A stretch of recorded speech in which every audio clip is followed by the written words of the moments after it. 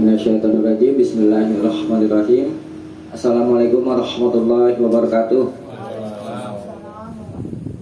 Kita lanjutkan kajian kitab hadis Al-Arba'in An-Nawawi. Sekarang masuk hadis kelima. Udah halaman itu 17. Om. Nanya lo lihat aja. hadis berapa ya? Halaman berapa ya? 18. 17. Soalnya lain ya. Soalnya halamannya 140. Oh, 145 ya. Kebacakan ya. Al-Hadithul Khamis, hadis kelima. An Ummil Mukminina Ummi Abdillah, dari ibunya orang-orang beriman, Ibu Abdullah, Aisyah radhiyallahu anha, semoga Allah meridhoinya. Qalat, dia berkata, qala Rasulullah sallallahu alaihi wasallam, telah bersabda Rasulullah sallallahu alaihi wasallam, man ahdatsa fi amrina hadza ma laisa minhu fahuwa raddun. Man, siapa saja yang ahdatsa, mengadakan, fi amrina, di dalam urusan kami, hadza, ini, ma laisa minhu, ma apa yang, laisa, tidak ada, minhu darinya, fahuwa raddun, fa maka huwa dia raddun, ditolak. Rawahul Bukhari wa Muslim, telah diriwayatkan oleh Imam Bukhari dan Muslim. Wa fi riwayatin Muslim, dan di satu riwayat bagi Imam Muslim, man amila amalan laisa alaihi amruna fahuwa raddun. Man, siapa saja yang amila, beramal, amalan dengan satu amalan, laisa alaihi amruna, yang tidak ada atasnya, amruna, perkara kami, fahuwa raddun, maka dia tertolak. Hadis ini sah. Hadis ini adalah salah satu dari beberapa hadis yang membicarakan tentang tokoh-tokoh agama kita. Kalau yang lalu misalnya innamal a'malu binniyat, hanyalah amal-amal itu bergantung kepada niat. Itu berhubungan dengan hati, ya. Kalau ini berhubungan dengan lahirnya, itu ya, kita bahas ya. Pertama, an ummil mukminin, dari ibunya orang-orang yang beriman. Kalau istri Nabi itu diberi kunyah ummul mukminin, ibunya orang-orang yang beriman, berdasarkan surat Al-Ahzab ayat 6. Auzubillahi minasyaitonirrajim. Wa azwajuhu ummahatuhum. Ini apa namanya? Apartemen.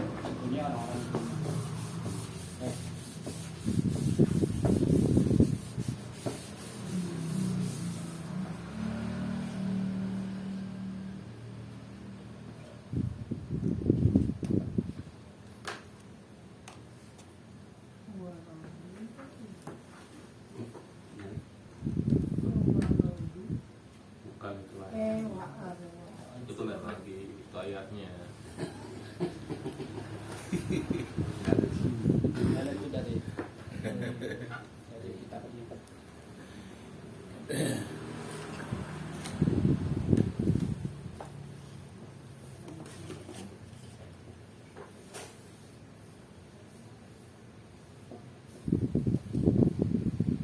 Al-Ahzab ayat dari 6.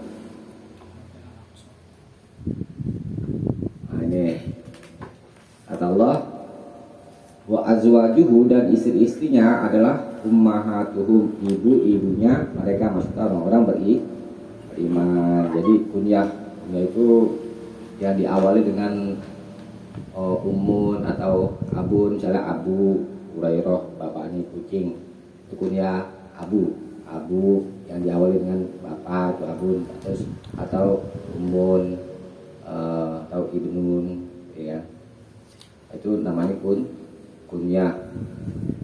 Itu apa ya? Kalau bahasa Indonesianya itu julukan, kayak julukan gitu ya, julukan. Jadi istri-istri Nabi itu dijuluki Ummul Mukminin, ibunya orang-orang yang beriman. Berdasarkan ayat ini, semua si Nabi. Nah, kemudian Ummu Abdillah, ibunya Abdullah. Ini ada dipersisikan oleh ulama-ulama. Emang Aisyah punya anak? Enggak kan, enggak punya. Nggak punya. Enggak punya. Selalu anak saudaranya itu Asma itu ya, apa namanya, saudara Aisyah atau dia Abu Bakar. Nah, itu ada diperselisihkan oleh ulama-ulama apakah Aisyah punya anak atau tidak. Nah, ada apa namanya, ada beberapa pendapat itu, bahwa ulama itu ada yang berkata Aisyah punya anak tapi gugur, enggak hidup, keguguran. Ada pendapat seperti itu. Nah, kemudian yang lain ada yang menyebutkan juga dia nggak punya anak, nggak gugur dan nggak hidup, tapi ini hanyalah kunyah gitu, ya. Kunyah saja, bukan anak Aisyah. Nah, Aisyah adalah anak perempuan dari Abu Bakar As-Siddiq.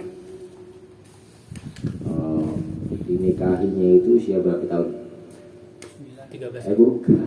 Dinikahin. Dinikahi usia 6 tahun. 6 tahun. 6 tahun. Dinikahin sama Rasulullah umur 6 tahun. 6 tahun. Dicampuri usia 9 tahun. Ada di warung nih. Hah? Alasannya dinikahin umur 6 tahun apa?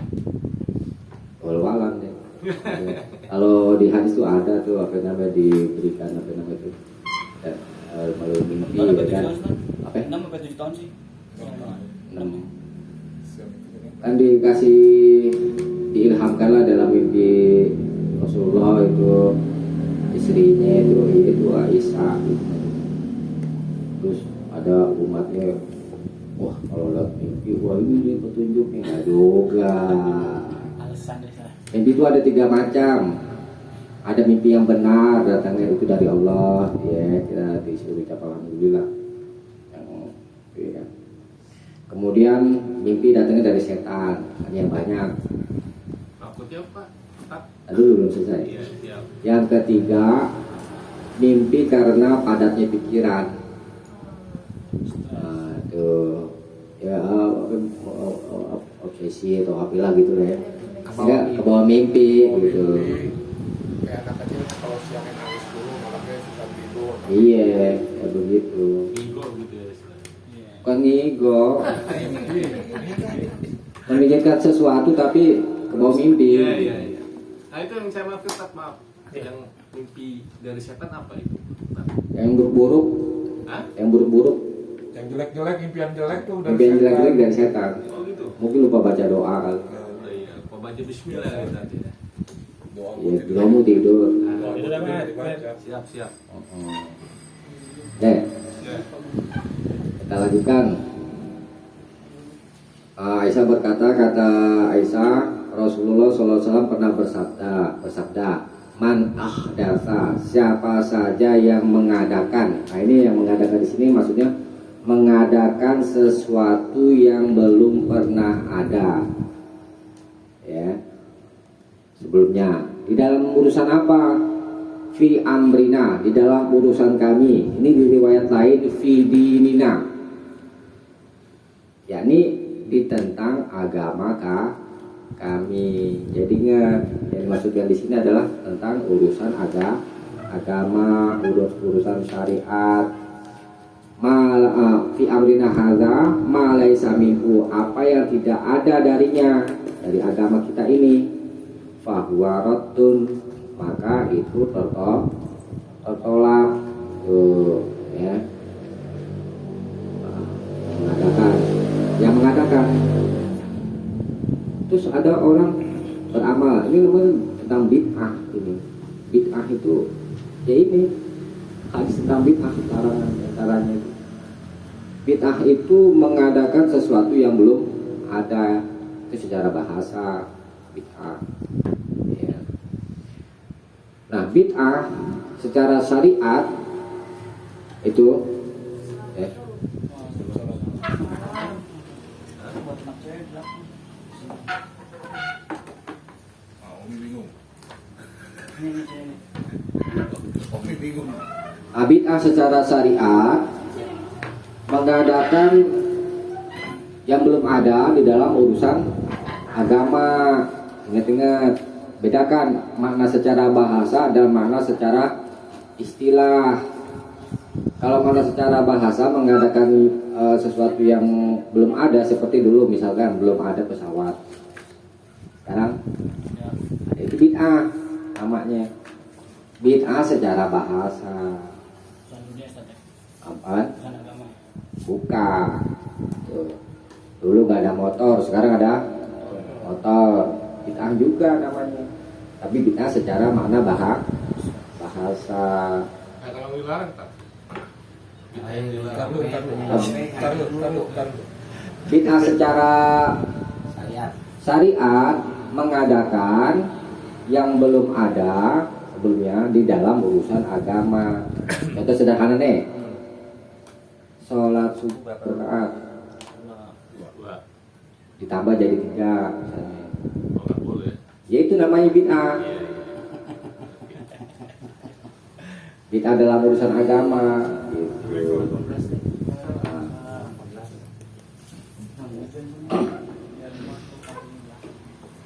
Habis.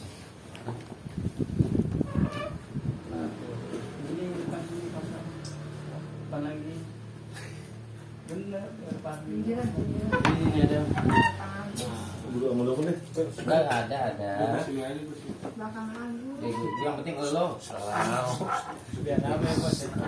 ya, kita lanjutkan ya.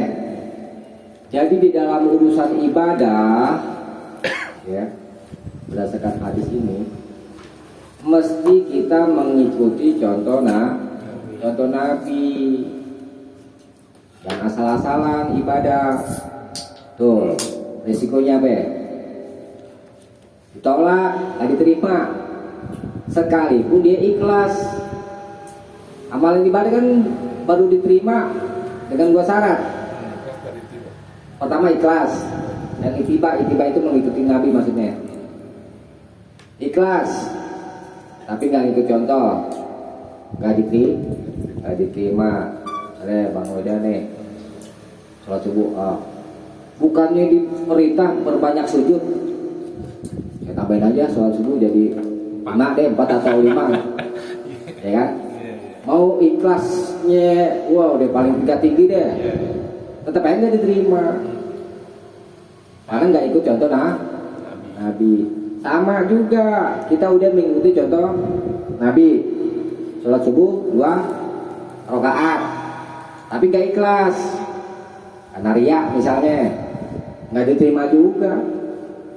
Tuh, hati-hati. Oleh karena itu penting bagi kita mempelajari agama kita ini, ya, itu diantaranya supaya kita tahu aktivitas ibadah yang kita kerjakan ini sesuai dengan contoh Nabi dan diperintah oleh Allah dan Rasulullah atau tidak.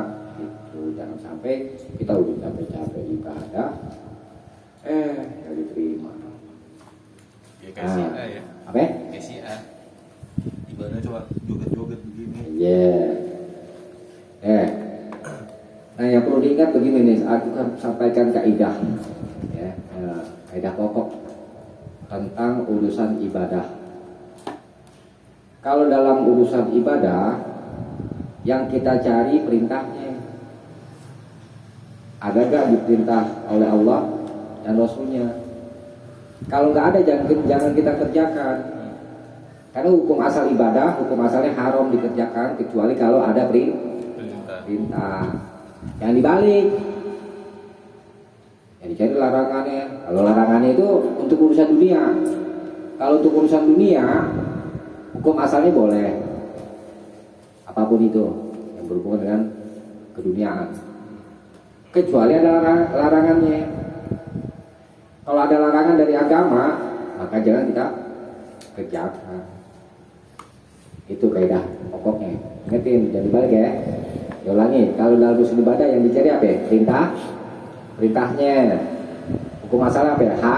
Haram dikerjakan kecuali kalau ada perintah. Tapi kalau urusan keduniaan, hukum asalnya boleh kecuali ada larangan. Berarti yang dicari larangan apa yang perintah nih kalau urusan dunia? Larangan. Jangan dibalik. Karena kalau dibalik, misalkan contoh sholat subuh tadi kita bahas, contoh aja sederhana itu ya. Sholat subuh kita tambah 4, 5 atau lebih, nggak ada larangannya. Cari aja Quran hadis, nggak ada larangannya. Bahkan itu berita banyak sujud. Ada alaikum bikasrotis sujud, kata Nabi. Dianjurkan oleh kalian itu memperbanyak sujud, tapi maksud sholat sunnah gitu. Tapi kan berdasarkan pengumuman diperintah. Nah, itu kaidah pokok ya, supaya kita bisa membedakan mana urusan agama, mana urusan keduniaan gitu. Kalau urusan ibadah jangan kita kerjakan kalau nggak ada perintah. Nah, ini jadi ditolak nanti kalau nggak ada perintahnya. Itu. Dan kemudian yang tadi kan hadis riwayat Bukhari dan Muslim, lafadznya man ahdatsa, yang mengadakan, berarti kan orang-orang terdahulu. Misalkan contoh penyembahan berhala, yang mengadakan pertama kali kan orang-orang terdahulu. Terus bagaimana ini umat-umat yang sekarang nih yang nyembah berhala misalnya, kena gak hadis itu? Enggak, karena dia bukan yang ngadain. Makanya di bawah tuh disebutin man amila amalan, siapa saja yang beramal dengan satu amalan, laisa alaihi amruna fahuwa raddun, yang tidak ada atasnya perkara kami, maka dia juga ditolak. Jadi hadis yang bawahnya ini untuk menegaskan yang beramal pun walaupun dia tidak mengadakan juga kena gitu. Kena hadis ini ya. Nah, jadi kita berhati-hati dalam urusan ibadah, muamalah, juga hubungan kepentingan, masalah persyaratan yang lainnya. Ada hadis Nabi tegaskan tuh, kullu syartin laisa fi kitabillah fa huwa batil. Setiap persyaratan yang tidak ada di dalam kitab Allah itu semuanya batil. Nah, ini adalah hadis, salah satu pokok dari pokok-pokok agama Islam. Nah, ini juga ditunjukkan oleh firman Allah Ta'ala surat Al-An'am ayat 153. Coba 153. Bawa bukan nggak bawa? Hah?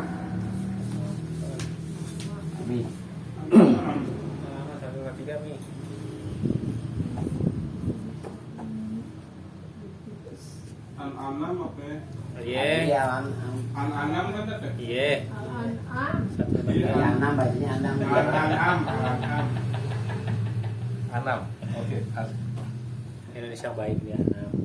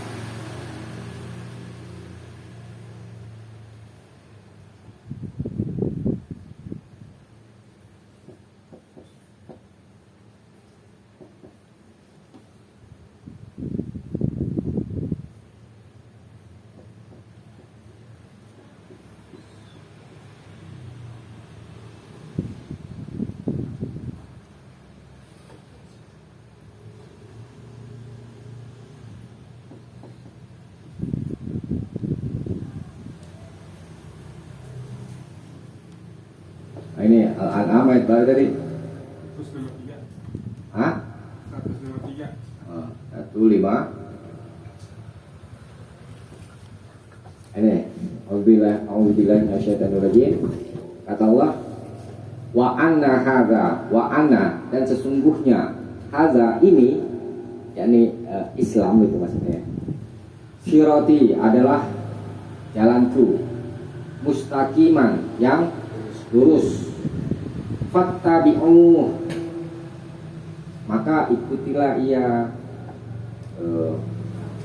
Wala tattabi'u, dan janganlah kalian mengikuti as-subula, jalan-jalan. Banyak nih, ini pakai kata jamak ya. Jalan-jalan lain, fatafarraqa, yang membuat kamu bercerai-berai, ansabilih, dari jalannya Allah yang mana? Yang lurus. Nah, ini pedoman hidup buat kita ya. Kita pilih jalan Allah, tuh, kita ikuti. Kalau kita dengar Allah berkata begini, kalau begitu, dan Rasulnya udah sami'na wa ata'na. Kalau Allah nggak berkata, Rasulnya nggak berkata, ya udah jangan diikutin dalam urusan ibadah. Kalau dalam urusan dunia, Rasulullah menyerahkan, kamu yang lebih tahu urusan duniamu, itu kata Rasulullah. Tetapi itu dia yang perlu kita ingat dalam urusan keduniaan. Adakah perkara itu dilarang atau tidak? Kalau dilarang ya udah kita tinggalin. Ya, Homer itu urusan dunia apa ya, urusan ibadah? Dunia. Hukum asal apa? Boleh. Artinya boleh setelah ada. Hukum asalnya boleh. Di surga boleh kan? Itu boleh hammer.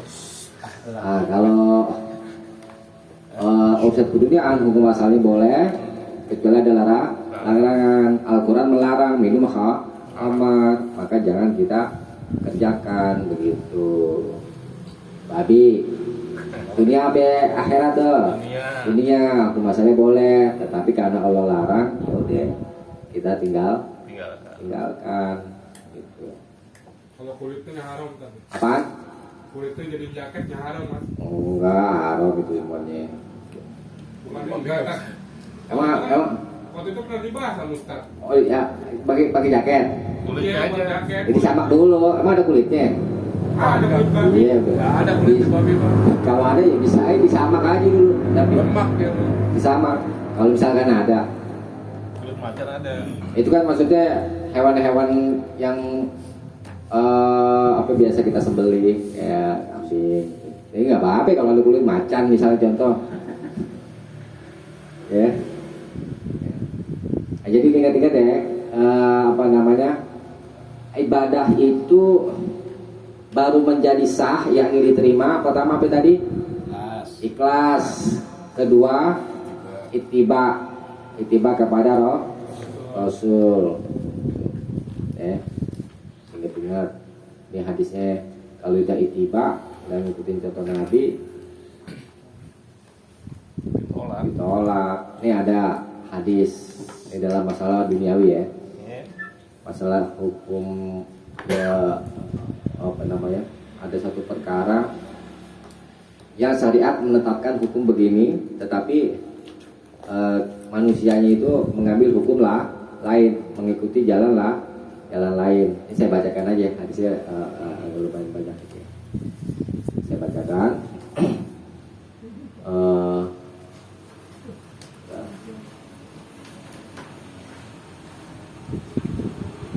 Jadi ada Rasulullah Shallallahu Alaihi Wasallam bersabda kepada seseorang yang berkata kepadanya, kepada Nabi, Inna bani, sesungguhnya aku punya anak laki-laki, kana asifan, dia itu seorang buruh pekerja itu, ala hadza, atas ini, fazana bimro'atihi, lalu dia berzina dengan seorang wanitanya, berzina ceritanya.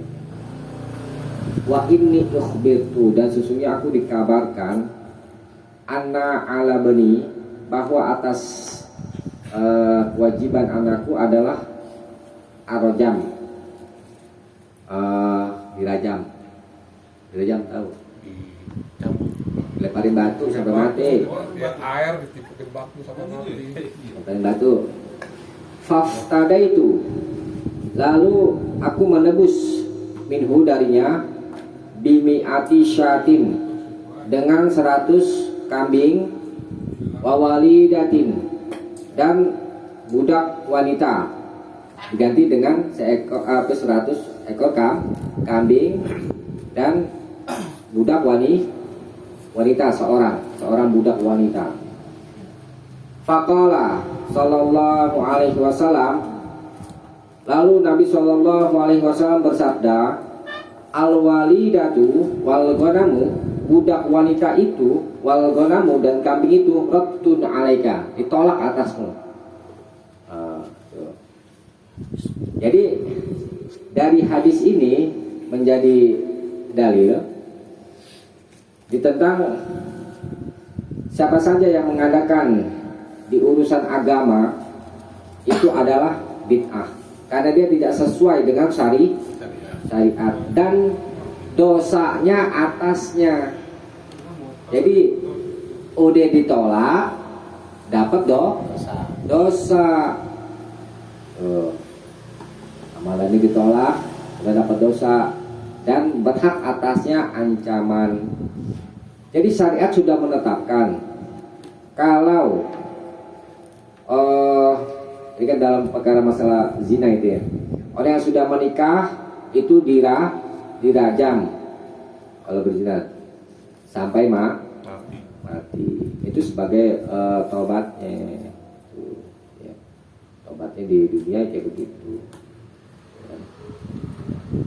Nah, kemudian kalau belum menikah itu didera 100 kali dera, ya hukum cambuk. Kemudian orang ini merubah hukum syariat.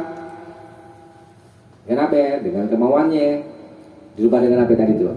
Diganti dengan 100 ekor kambing dan budak wanita. Tidak sesuai dengan syariat. Tapi di situ budak wanitanya nggak disebut tadi. Enggak, pokoknya budak wanita aja. Artinya yang jadi pokoknya adalah hukumnya diganti. Gitu. Ya itu bisa aja misalnya orang itu, saya ganti pakai onta aja kan, sekian, ya kan, bisa aja. Diterima nggak? Nggak diterima, karena tidak mengikuti syariat. Itu. Jadi kalau Allah dan Rasulnya sudah menetapkan hukum begini ya kita kerjakan. Kayak misalkan apa namanya itu? Nyuri potong tangan. Tuh. Kita terima, kita ikhlas menjalani syariat itu, dan itu sebagai taubatnya. Ada kisah seorang wanita itu dirajam, kemudian pada sahabat itu menghinakan lah gitu.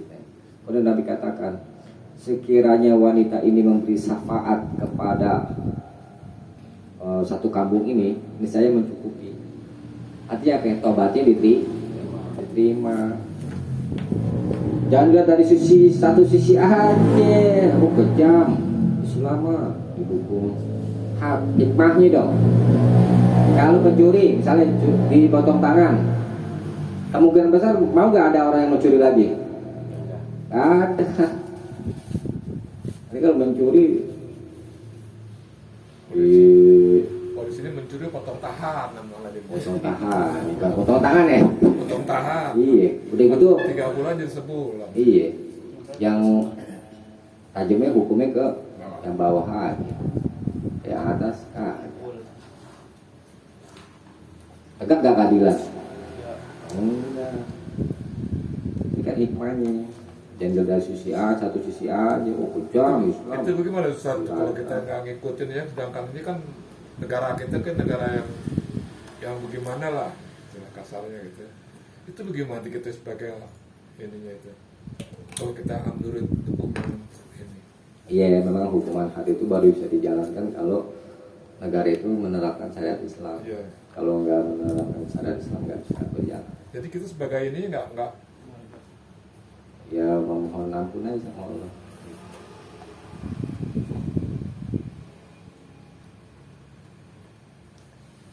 Jadi ketika di Aceh kan menerapkan hukum Islam kan ditolak sama pemerintah. Iya, ya begitu.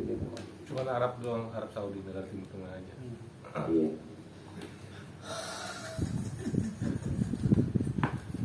Si bos tarik nafas si bos. Lanjut. Eh. Ini bisa dipahami ya. Kemudian ini ada di hadis lain ya sebagai tambahan.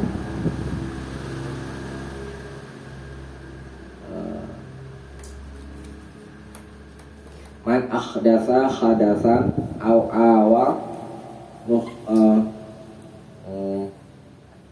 muhdisan fa'alaihi laknatullah. Siapa saja yang mengadakan sesuatu yang baru au awa muhdisan atau melindungi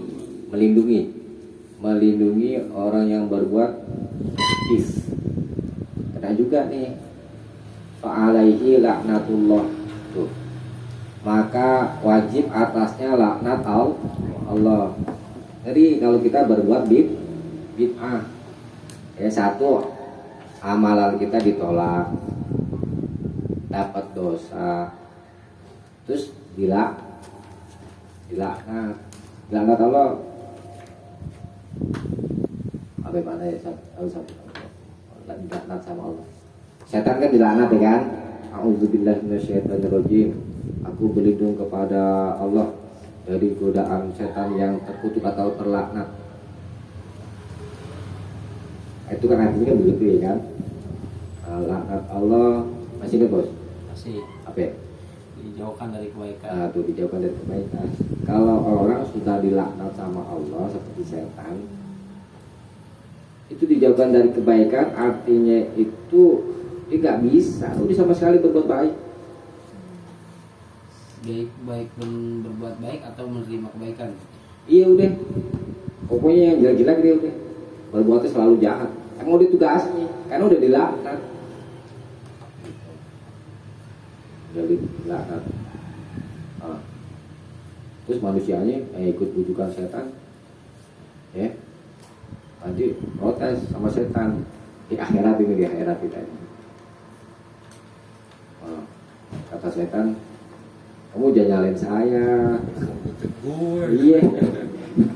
Ya sampai suruh ikut-ikut. Artinya apa ya? Kita mesti punya prinsip. Katakan yang benar ya benar. Kita suruh punya prinsip. Wa anna hadza sirati mustaqiman, dan inilah jalanku yang lurus. Gitu. Ya, kita nggak terombang-ambing. Setan mah udah kerjaannya, udah manusia. Udah sumpah dia. Iya. Ayo sampai suruh kita ngikutin jalan-jalan setan. Itu jadi ancaman buat orang-orang yang berbuat bid'ah. Tadi apa ya? Amalnya ditolak. Kedua, dosa dan dilaknat. Ya.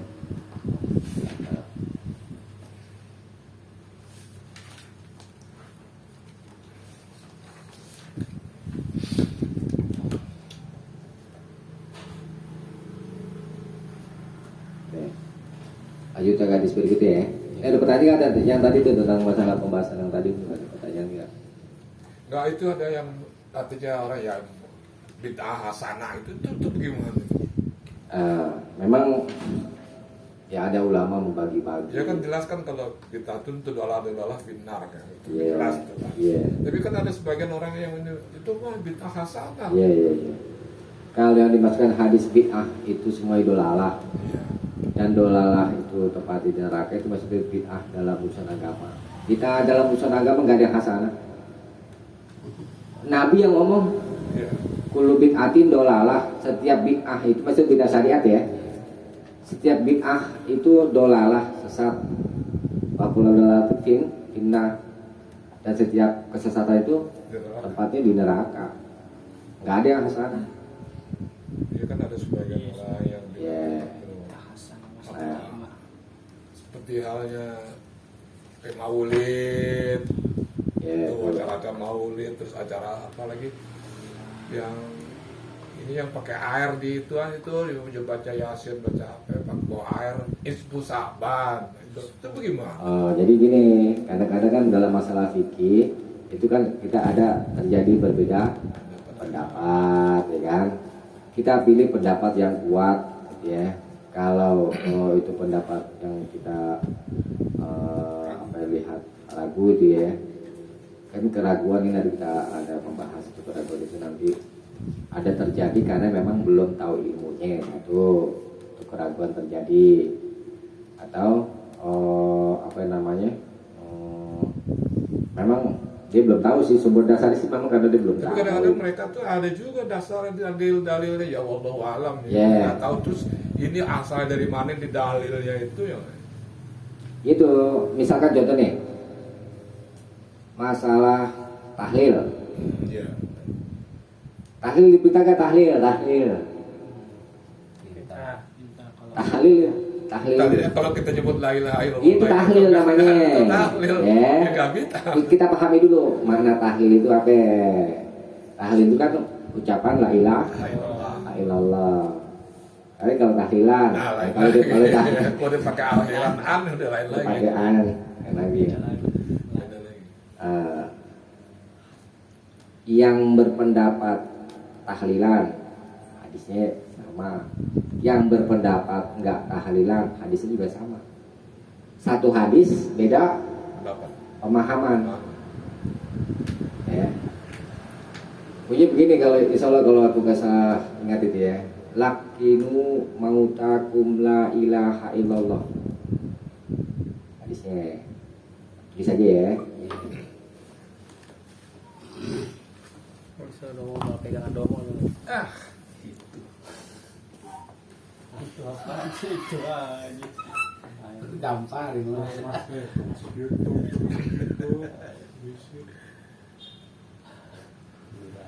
Nah yang di sini apa kok rame banget.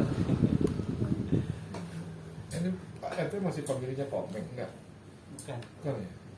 Tadi juga si salam lagi soalnya komeng. Oh, Ini. kan komen orang Ganes Iya, yang Ganes. salah aja itu. Iya, betul.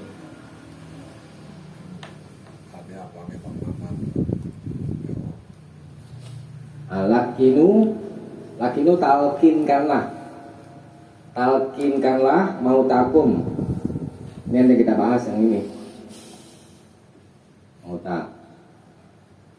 Mautakum la ilaha illallah. Pertama kita pahami dulu mana lakinu. Lakinu artinya tadi Ajarkan kita. mentalkin. Iya, mengajar. Talkin. Mentalkin itu mendikte, Nuntun sama. mengajarkan orang supaya mengucapkan apa yang kita ucapkan. Itu talkin namanya. Ulangi ya. Mengajarkan orang mengucapkan apa yang kita Ajarkan. ucapkan. Kalian nih, Son. Nih, coba baca. Bismillahirrahmanirrahim. Kali gitu ya, aku ucap itu. Kemudian si Johnson apa namanya? Ucapkan, ikutin. Itu namanya mental kid. Ya. Nah, itu kita sebut aja mentalkin ya, kan udah jadi istilah itu ya. Kalau kita dikte ya. Nah, mauta ini bentuk kata jamak. Bentuk kata jamak banyak. Mauta bisa diartikan jamak dari mayitun. Ya.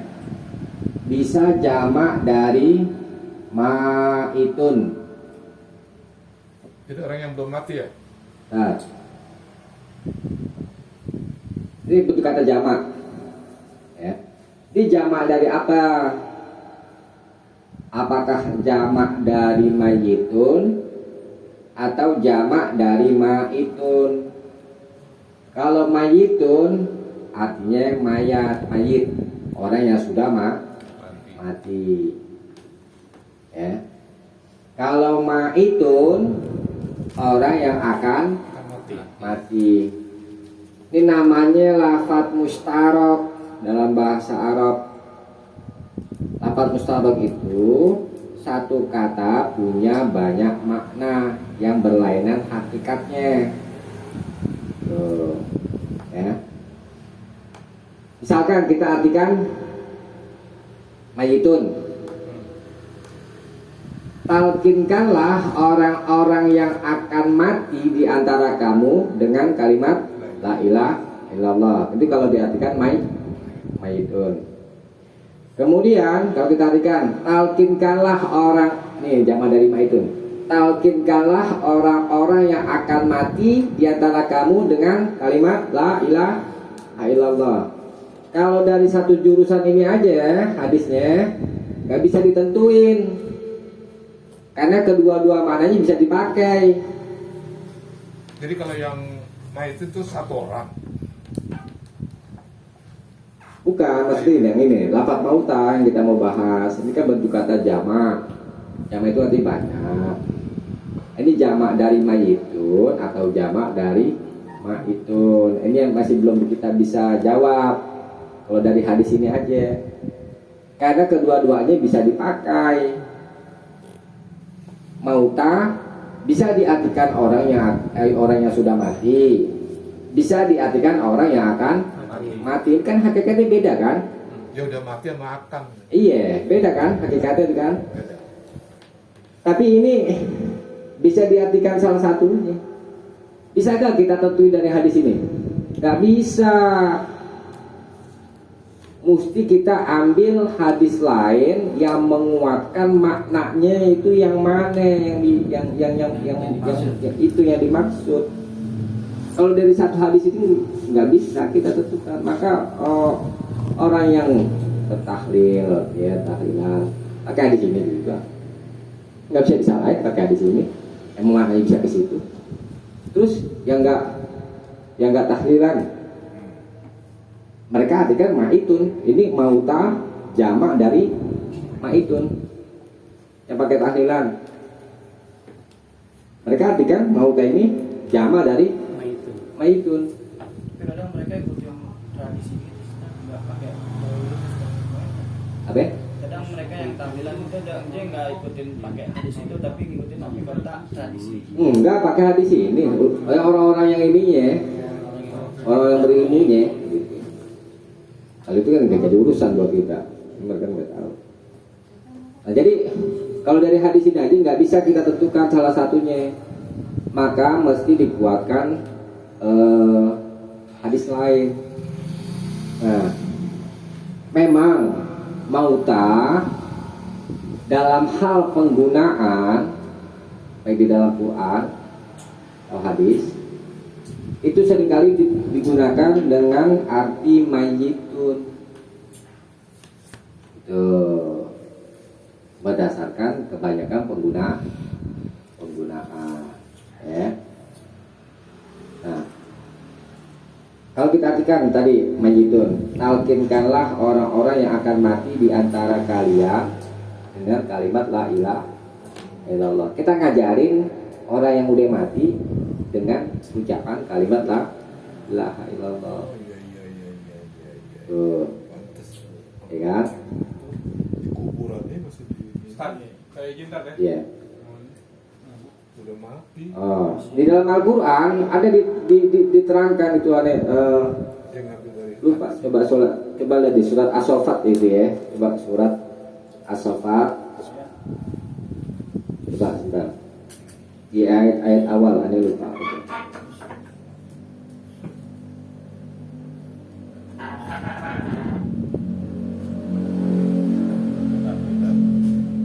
Nggak masalah kan?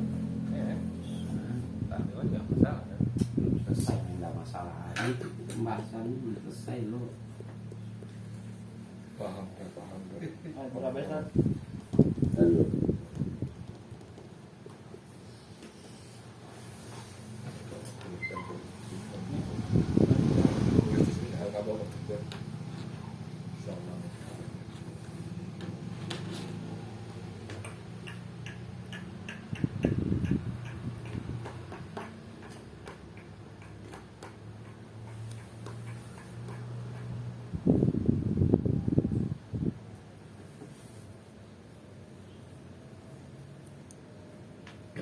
Bentar ya, sabar ya. Ini lupa ayat ini ya, apa ya? Bentar.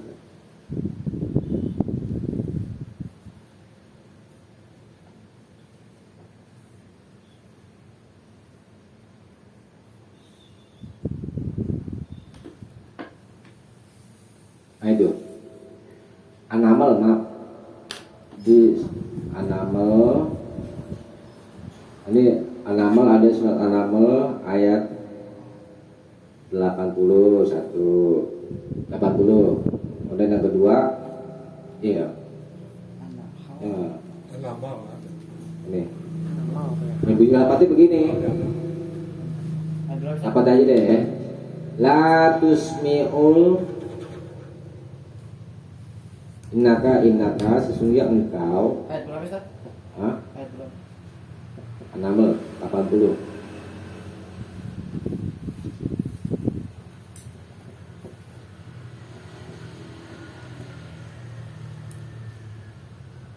Tuh.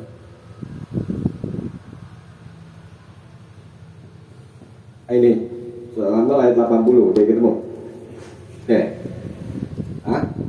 Ya.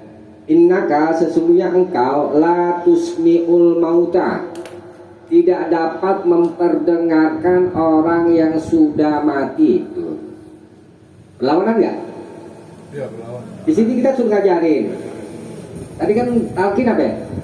Mengajarkan orang supaya mengucapkan apa yang kita ucapkan. Berarti kan ada hal mendengar.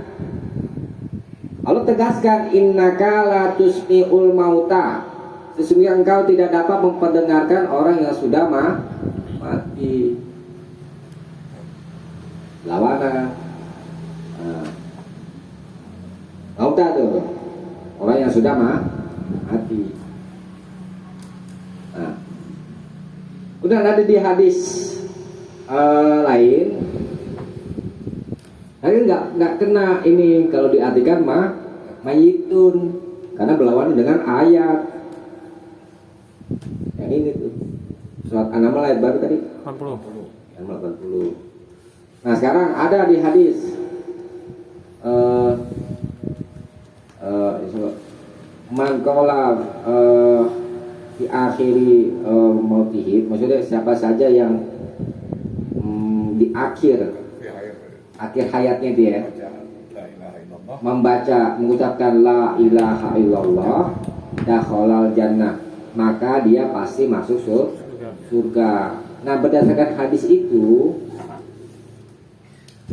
maka mauta ini yang lebih mendekati kebenaran diartikan jamak dari maitun, jadi orang yang akan mati, karena sesuai ada penguatnya gitu, maksudnya ada penguatnya. Siapa saja mengucapkan di akhir hayatnya itu mengucapkan kalimat la ilaha illallah, maka dia masuk surga. Nah itu dijadikan sebagai bayan, sebagai penjelasan bagi lafaz mustarok, yakni mauta itu. Jadi di sini mauta diartikan jamak dari maitun, karena ada hadis penguat.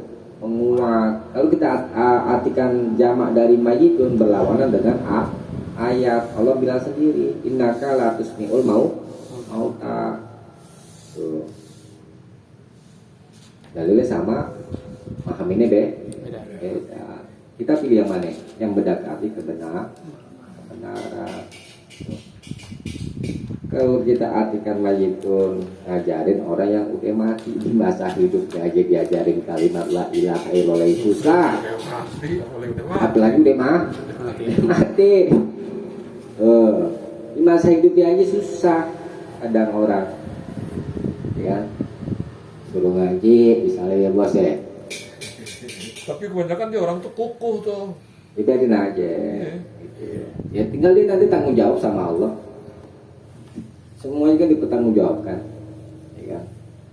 Jadi artinya itu kita berhati-hati dalam agama itu. Jangan gampang ikut-ikutan, ya kan? Taklid boleh, karena risikonya itu tadi udah amalannya ditolak, dosa dilaknat,